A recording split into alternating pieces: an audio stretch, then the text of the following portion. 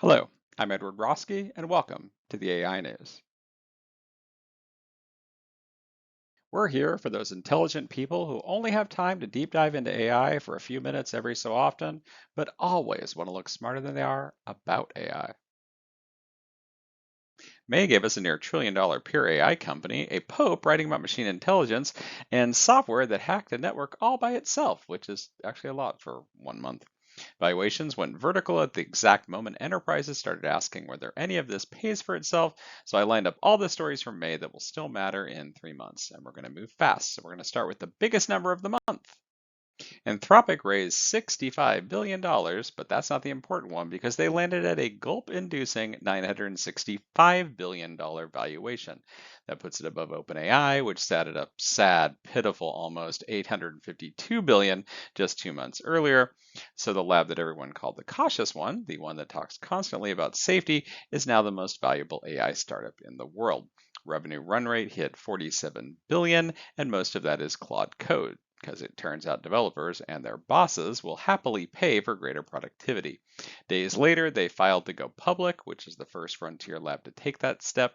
When the careful one is winning the money race, every other lab has to wonder whether playing it safe was the smart bet all along. And Anthropic was not alone in eyeing the exits. In that same stretch, OpenAI is preparing for an IPO that could value it at $1 trillion or more, even while it loses about $1.22 for every dollar of revenue it takes in. And SpaceX filed for what would be the largest IPO in history, somewhere near $2 trillion, with Elon's AI company, XAI, folded right into the entity, which means that you now can own a slice of Grok, aka your drunk AI uncle at Thanksgiving, on the NASDAQ. So three of the defining names of this era all lined up for the public markets within weeks. Either AI is growing up and facing real scrutiny, or this is the top of the bubble. It could end up being like the launching of the tech giants back in the 80s that led to some of the richest people on earth. Or maybe it could end up being WeWork, and once the covers are pulled back, you find out everyone's been sleeping naked. Well, we're not going to have to wait long to find out. So let's talk about the company that's quietly powering all of this. Nvidia has reported in a single quarter $58 billion in profit, pure profit for a single quarter. Revenue in that same quarter hit 82 billion, and the data center business alone grew 92% in a year. So then they announced they had to do something with that money. How about an $80 billion buyback? And they also raised the dividend 25-fold. Their dividend was a penny. And now it's 25 cents because it doesn't seem they have any idea what else to do with all this profit money they're stacking up. When the company selling the picks and or shovels prints money like this, you learn how much everyone else is spending on the gold rush. Nvidia is the clearest read on AI demand we have, and their chart goes very much up and to the right, like all good charts should. My cold data scientist heart loves this one. An OpenAI model has disproved the Erdos unit distance conjecture, which is a geometry problem open since 1946. The model got the problem statement and nothing else. No human walked it through the steps. It found a path that nobody had tried, which was connecting the geometry to a far corner of number theory.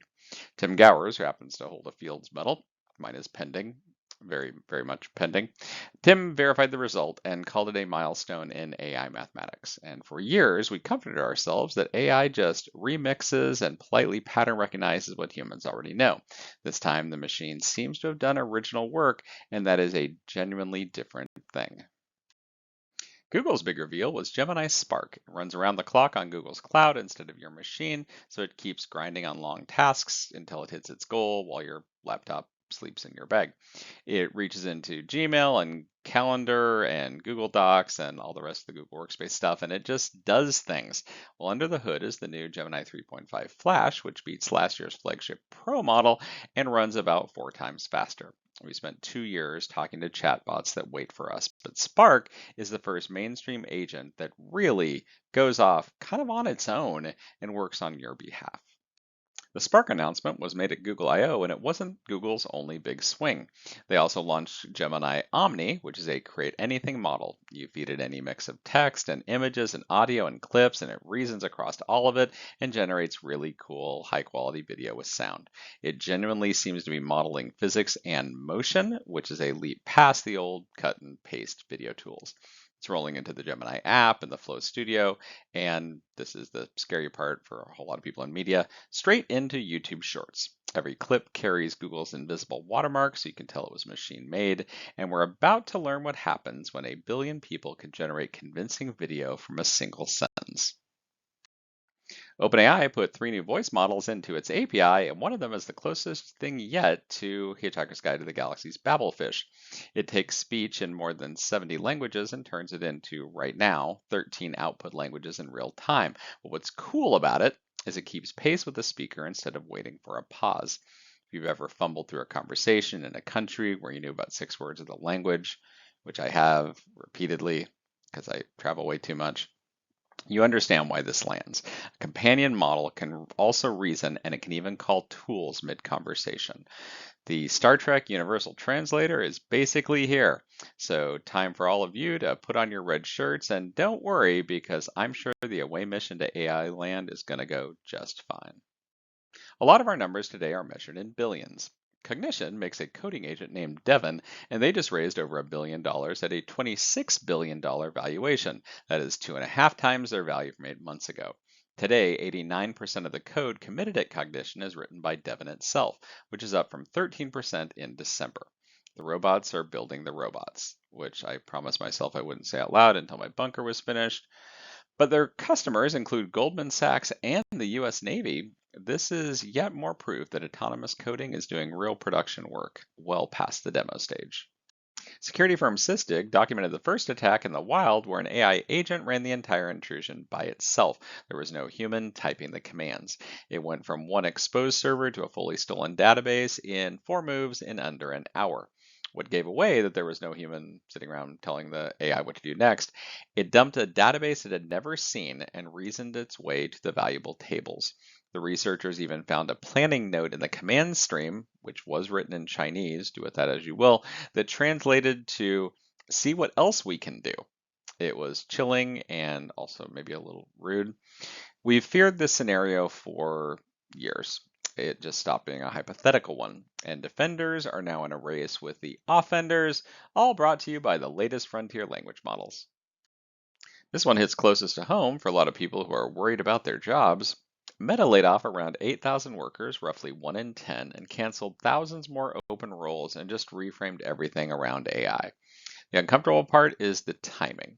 This happened the same quarter that Meta posted record revenue and guided to between $125 and $145 billion on AI infrastructure just this year. The cuts were more about funding their AI build out while the company was actually thriving.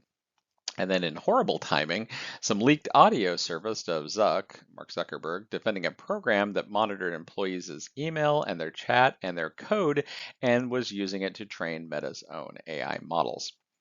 Watch the workers, learn from them, then let them go. Let that one hang in the air for a moment. When a new pope writes the first major teaching document of his pope era, the world reads it as a signal of what Pope cares about the most. Well, Pope Leo XIV made his first major teaching document his encyclical about artificial intelligence. It was called Magnifica Humanitas, and the line everyone quoted was really blunt: artificial intelligence needs to be disarmed. Pope Leo XIV warned that it could widen inequality and chip away at human agency. That wasn't meant to be a chip pun, while taking care to say that the technology is not evil in itself. And he presented it standing next to a co-founder of Anthropic. Because the person who is basically God's voice on earth and the Pope can apparently share a stage. But when the church and the frontier lab stand together, physically at least, the conversation gets a little bit more real. Every party has a morning after, and the AI party got its own too. For the last couple of years, the only question was how good these models could get. But then it flipped to a much less fun one. Can anyone actually afford to run them when we stop being heavily subsidized? The agentic workloads, which is those agents that run for hours and hours until they hit a goal, blew up token bills across the enterprise. Uber torched its entire annual AI budget in 4 months, and Walmart has taken away unlimited tokens after AI spending on their adorably named internal AI assistant, Code Puppy, skyrocketed. Fortune ran the headline, token maxing is dead, and even Google's cheaper model showed up at triple the old price. The days of the AI equivalent of $3.99 Uber rides are dead. Subsidies for the sake of market share and technology exploration had to end eventually, and they're starting to end in real time. The grown-up question for the back half of the year is whether the returns are real. Step back and look at May as a whole. The evaluations went, not much unlike Artemis 2, to the moon, or at least around it, and back. The capability got genuinely strange. We got original mathematics. We started to see autonomous hacking, real-time translation across a dozen plus languages. But we also started seeing the people paying the bills asking some of the oldest questions in business, like, is this all really worth it? We definitely are building something historic, and we don't know what it returns. We don't know what the future is going to look like. And we have tension that's boiling over, and it's going to be a big story for the rest of the year. So the question that I'm going to leave you with, when the machines can do the work, what is the work that is left for us? As always, you can find me on LinkedIn. That's where that QR code takes you, and X/Twitter. My podcast, Asking Good Questions, is on Spotify, Apple Podcasts, or YouTube.